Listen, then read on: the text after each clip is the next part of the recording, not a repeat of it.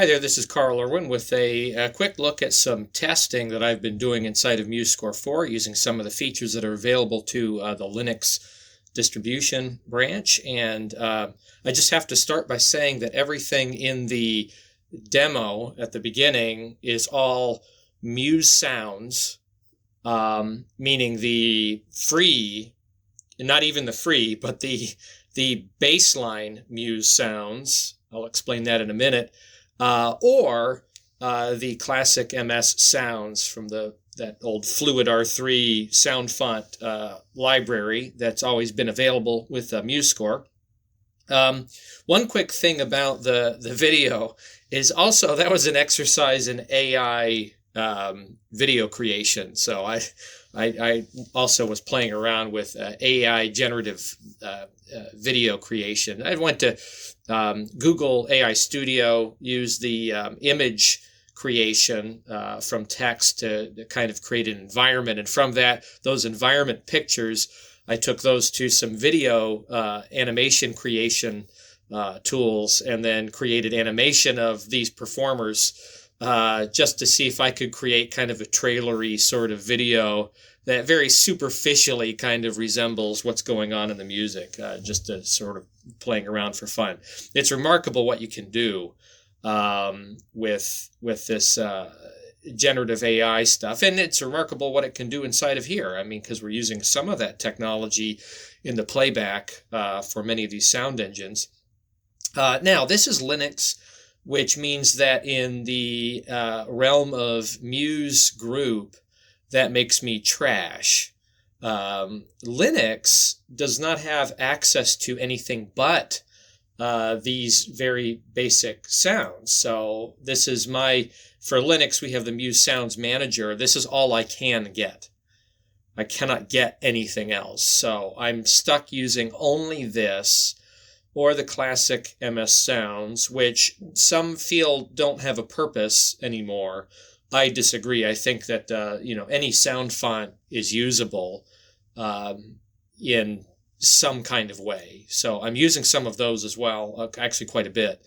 Or if I need to introduce any additional sounds, I can use my own sound fonts from the collection that I've maintained over the years, or any sound fonts that I create. In fact, there's one sound font in this arrangement that it is something that I made.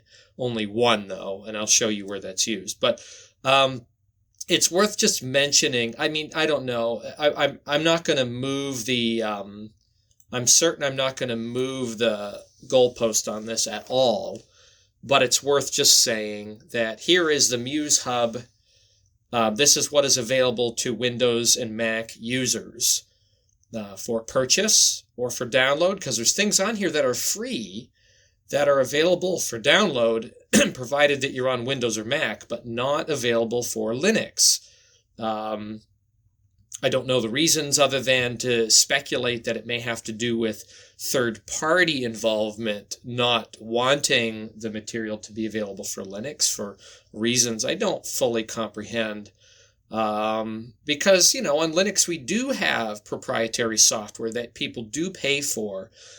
Maybe it's not widely purchased, but it does exist.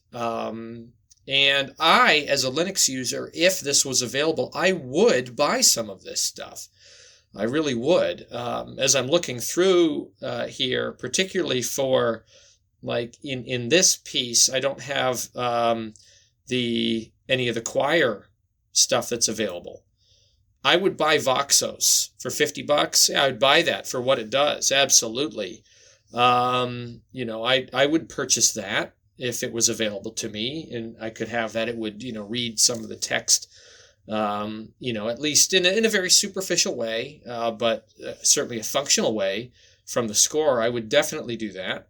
I probably wouldn't buy the Muse pipe organ or the chapel organ or any of this stuff because of what I'm going to show you here, just other ways to deal with things like that. I'm frugal. I'm Linux for sure. Linux people are very frugal. But I would purchase some of the stuff that gives me capability beyond what I can handle from the very basic stuff. I would probably buy another brass library, maybe one other. I'd kind of shop around.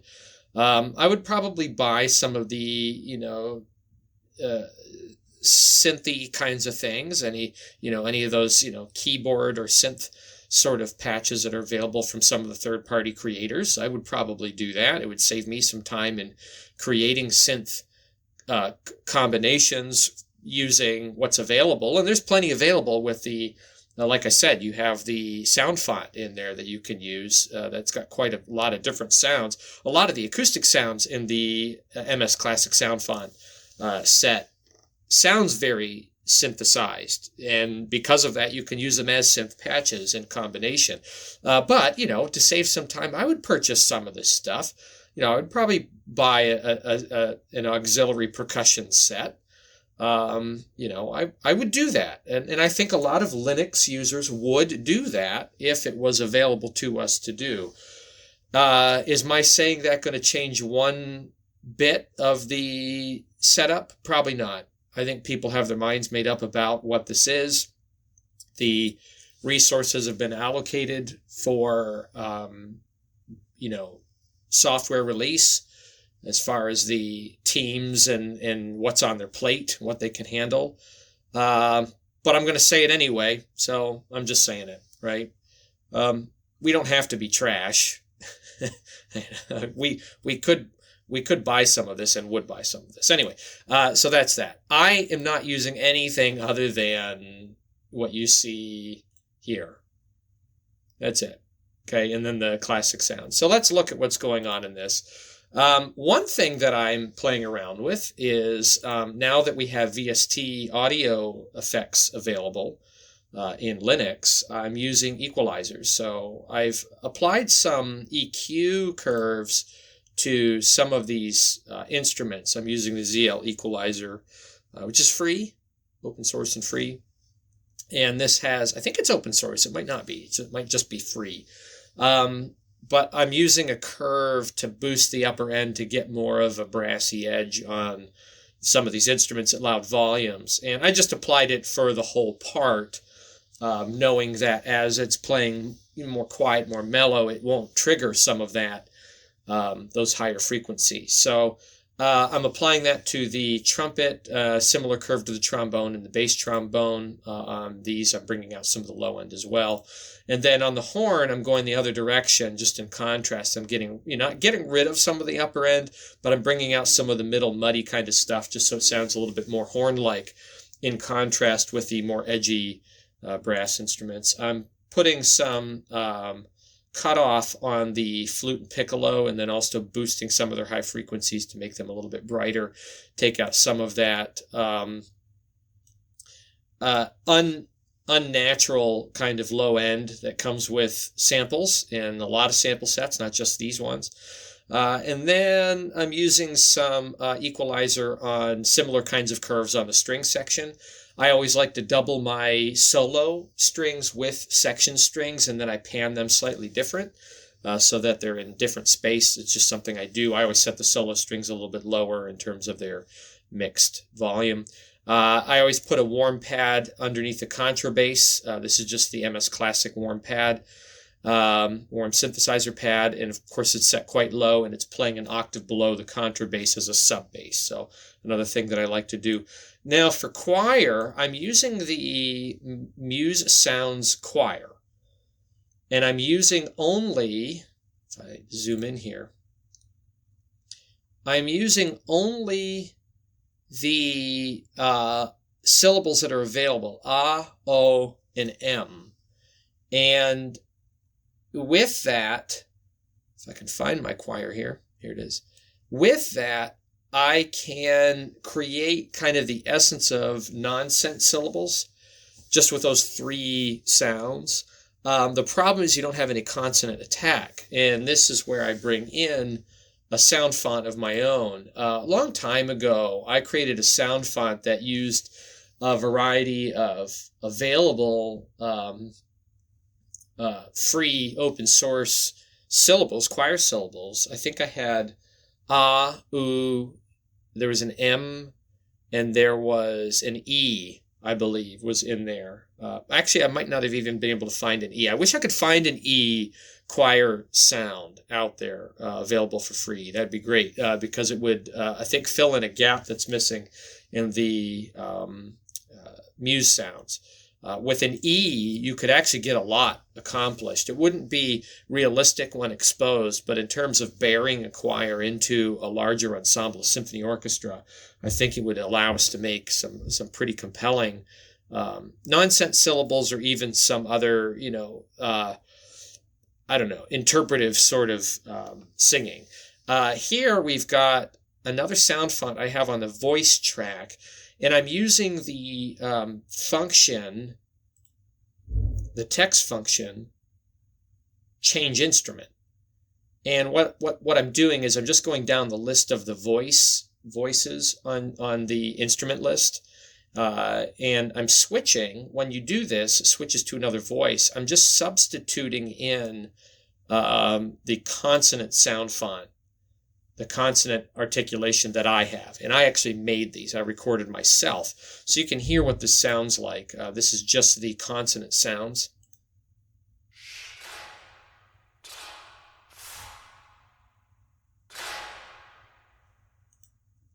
So there's a sh sound, a k sound, a t, or a d sound, t, t, t, t, and then a f sound and a ch sound. And I have this running through each one of these syllables in cooperation with the o, and I don't even know if I used I used in here in one spot.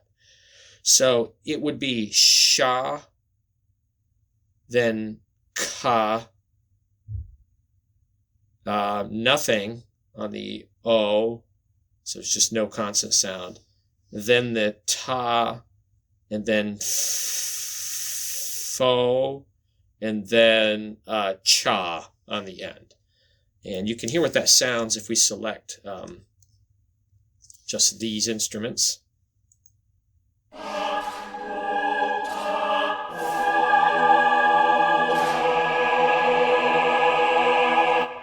Right? In fact, I went back to, it's not cha on the end, I went back to the ka there. And then at the very end, I think I used the ch. So I use o, and then ch on the end. So the very last moment, we get this.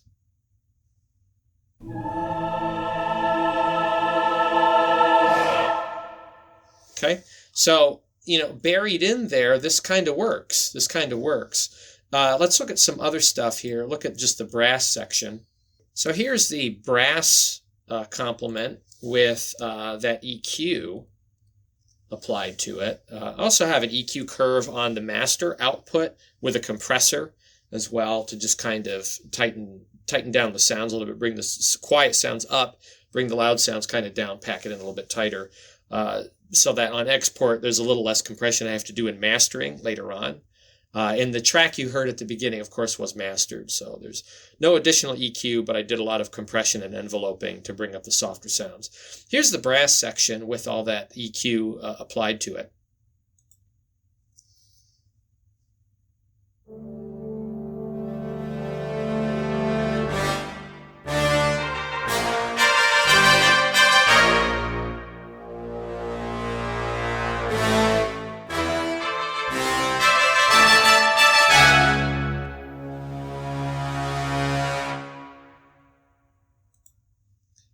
And the end here.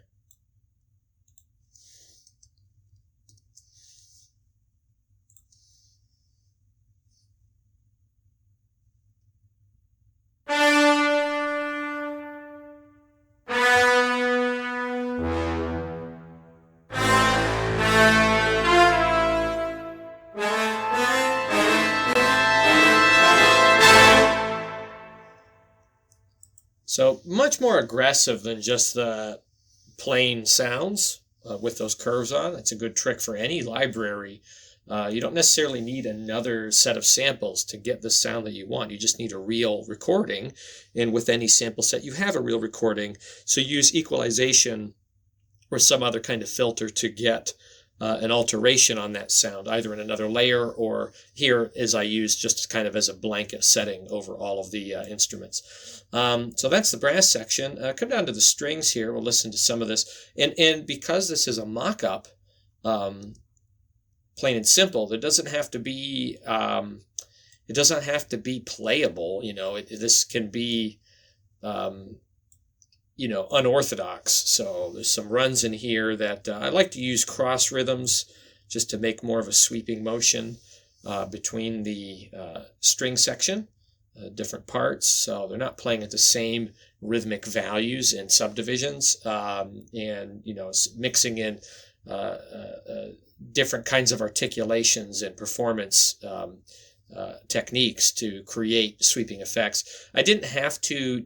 One thing that I'll do with runs is I'll go in and add some random dotted values on fast running notes just to make it a little bit more human. I didn't seem to have to do that here with this and all the other things that are happening on top. It just wasn't a necessary step. But here's some of the string writing.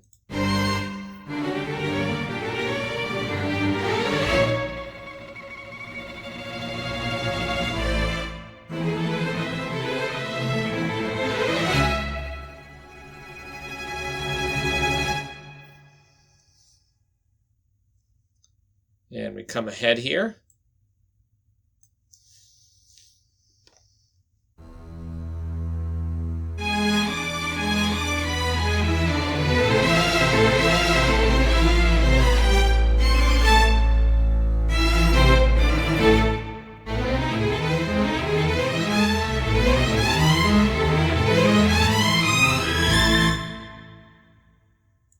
Some aggressive running around going on there. Again, for mock-up purposes. And then probably the last thing to look at, the wood ones are fairly unremarkable. But the last thing to look at is probably there's some percussion stuff also unremarkable. Let's look at the organ. One other thing, actually, before I do that, I have some keyboard instruments. I got some piano, celeste, and I put a guitar, just a classical guitar. And again, some of the stuff is not practical. But because it's for mock-up purposes, I'm doubling some of this guitar sound against the harpsichord to make it kind of change its quality a little bit. So you can hear some of that when we look at that in whole later on. Let's look at the organ. So to do this, I have to go to the mixer because some elements are spread out. So for the organ, I don't have the Muse organ. I don't have the Chapel organ. I don't have the sample sets that they sell. What I do have is I have the classic MS Sounds. So this is just the classic pipe organ for the core of the organ sound. So the MS Basic classic sounds, and then what I did is I put a pedal instrument on here, and on the pedal, find my organ real quick. This is fun. I learned this a long time ago. I've been doing this for years. I actually made an organ sound font from the Fluid R3 sound font collection that incorporated various other instruments that I thought worked well as organ sounds. This is a Barry saxophone. So I put the Barry saxophone way out of range here for the pedal. And because it's a sound font and it's been assigned to the full gamut of keys in MIDI, it will play out of range. It will pitch bend down to play those sounds. So this is the core of the organ sound, and I'll play some of that here for you.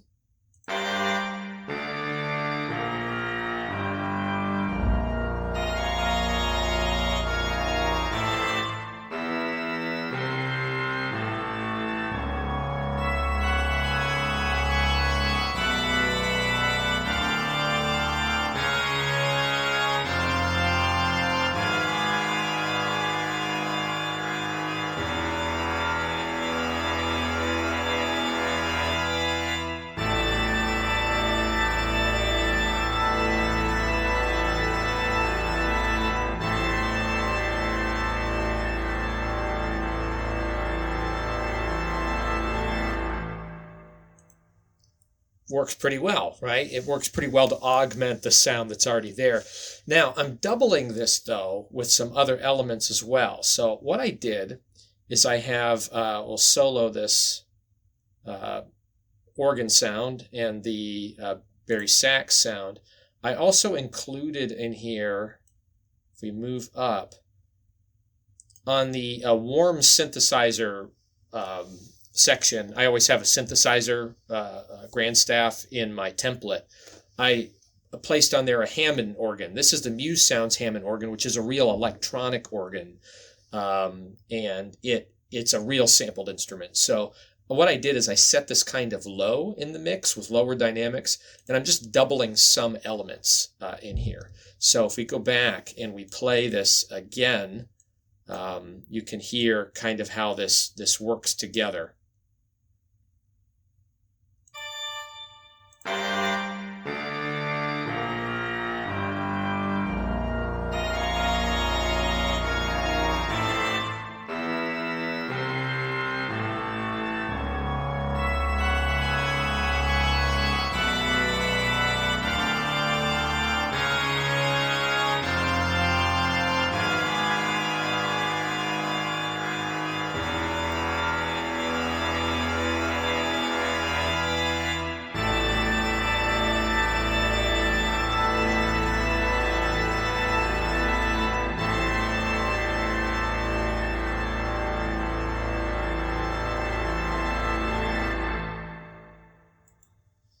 And I think it just adds a little bit of depth. It sounds like more ranks, right?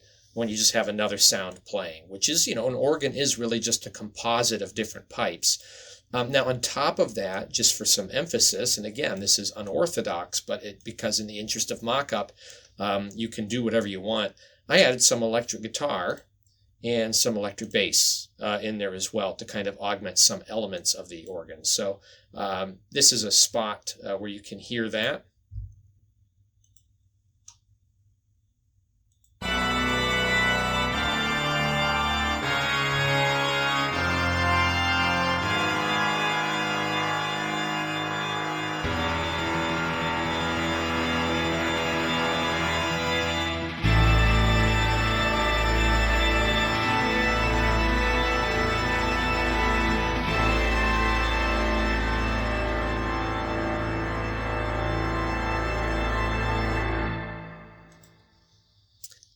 And, I think it works. So in total, this is what we get.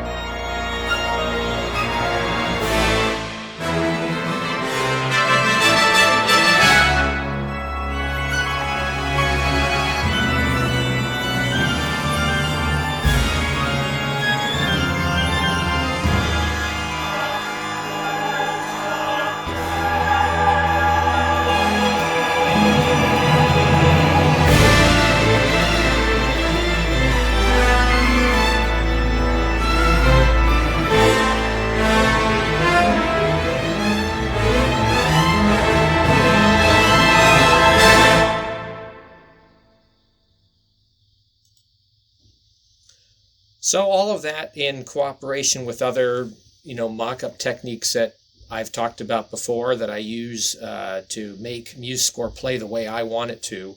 That's what you get. So pretty good results, I think, from some of these tests in terms of substituting available sounds with sounds that I can't get, and using the VST channel to apply audio effects to augment the sounds that are available here. I think it works pretty well. So anyway, best of luck with that. Happy composing and happy mixing.